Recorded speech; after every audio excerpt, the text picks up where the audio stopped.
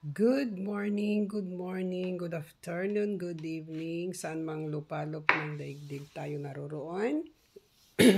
Today, let us try to make orange marmalade.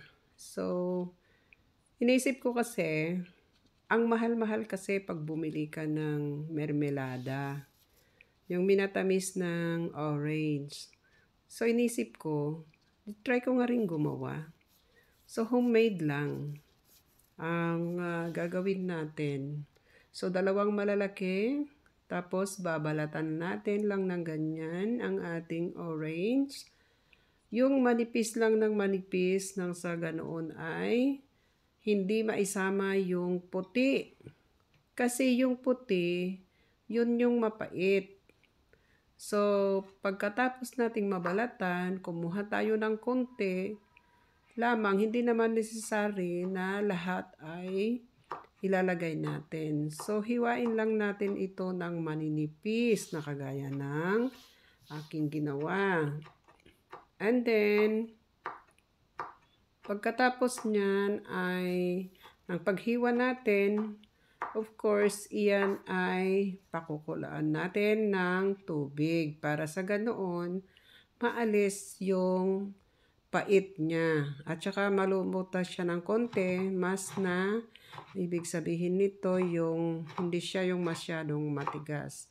Mas maganda na siya malambot na. Kasi pagka ganoon na, niluto natin o inihaw natin ba? Ay, nilaga natin pala. Okay. So, dalawa siya na malalaki. Ayan. So, alisin din natin yung balat nito. Maiiwan yung puti, ganoon. Tapos, aalisin natin afterwards. Nang sa ganoon ay hindi ito maisasama. Yan. Alisin natin iyang puti niya na iyan na naiwan doon sa inner part ng balat kanina. Mapait kasi talaga ito. So, alisin lang natin. Careful sa kamay nang hindi mahiwa ang mga daliri. Ayan. Magandang alisin natin siya. Meron yung mga iba, ang pwede rin naman na i-juicer. Next time, yun ang gagawin ko. Wala kasing kwan dito eh. Alam ko may juicer, pero wala man. Ewan ko kung saan napunta. Kaya ang gagawin na lang natin, pwede kung wala kayong juicer, kagaya ng aking gagawin. Ayan, alisin din yung dito sa may gitna. Mapait yan. Ayan. So, aalisin, titingnan kung may buto. Minsan kasi may buto. Pero ito naman ay seedless. So, ganito rin. Alisin din natin ulit iyan, yung puti niya, para hindi siya mapait. Okay. Ganyan lang ang gagawin. Kunti lang naman. Madali lang naman ang pagkuhan niya. And then, pagka naalis na lahat iyan, aba maganda na, hiwain ulit. Ayan. So, tatapon lang natin yung binalatan natin. Balat niya. Okay. Alisin na naman yung nasa gitna. Yan. Diba? Okay. Ngayon, hiwain na natin ng manipis din para mas madali din na maluto. Yan. So, okay na okay yan. Pagka ganyan. Madali lang na maluluto na yan. Ingat-ingat sa mga daliri para hindi ito mahiwa. Yan. Maganda ang paggawa rin nito. Gumawa rin tayo minsan. Nang sa ganoon ay alam din natin kung paano nga ba talaga ang paggawa. Diba? Ayan. Okay na. Meron pang hindi nahiwa. So, lahat yan ay hiwain natin. Okay, parang ang dami-dami na. Pero alam ko, pagka naluto din ito, konti lang din naman. Ayan. Last, yan ang pinakahuli na hiwain natin. Okay. Alright.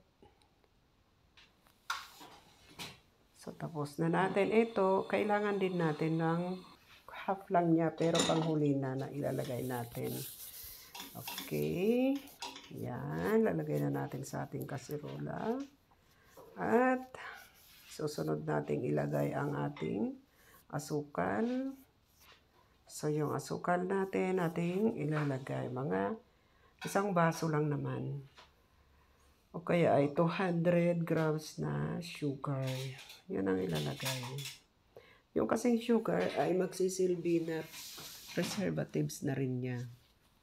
At magiging mas na makintab ang hitsura, ang texture niya pagka merong mas marami ng konti yung asukal. Hindi na natin kinakailangan lagyan ng tubig. Kasi naman magtutubig din naman yan. Ayan. Katapos nyan, atin lamang itong tatakpan, ganon. Pero bago natin takpan, ilagay muna natin yung iniwan natin kanina na balat niya. Para sa ganon ay kasama na rin siyang maluto. Tapos na hindi ko na ipinakita yung pagka luto kanina. Pero mas maganda na iluto muna sa tubig, pakuluan ng tubig, para sa ganoon ay maalis din yung kaunting pait na naiwan pa rin doon sa balat. Pagkatapos takpan natin, lulutuin natin ito ng mga 40 minutes. Pero, kinakailangan pa rin natin na pagkatapos ng mga 5 minutos, 5 minutes, or 10 minutes, ayan, haluin natin, haluin lang. Tingnan hanggang sa ito ay maluto. Ganyan lang ang proseso. Madali lang, takpan ulit. Hayaan na naman natin na patuloy ito na maluto. Okay, so nakikita nyo na mumuo yung tubig doon sa yung singaw niya. Okay. Ayan, so nagtutubig na talaga siya. Okay. So, kanina kasi, konti lang yung inilagay kong sugar. Dagdagan lang natin ng konti. Para sa ganoon ay mas na maganda siya. Konti lang ang idaragdag. Di naman maganda yung masyadong maraming asukal kasi matamis na siya pagka ganoon. Pero ang kagandahan din naman kasi kung mas marami ang sugar niya, hindi na siya yung masyadong acidic. Nagsisilbi rin iyan na parang yung ang tawag nito, regulator ng acidity niya. Yung ganun ba? Alright. So, tingnan nyo, marami-rami na siyang tubig. Ayan.